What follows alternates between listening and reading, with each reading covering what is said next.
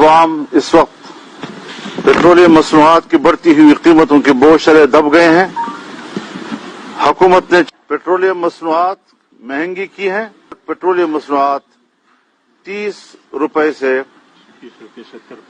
70 पैसे फी लीटर बढ़ा दी गई है। अब 30 रुपए यकदम एक दिन के अंदर बढ़ा देना, ये कौम के साथ जुल्म के अलावा इसको और क्या नाम दिया जा सकता है।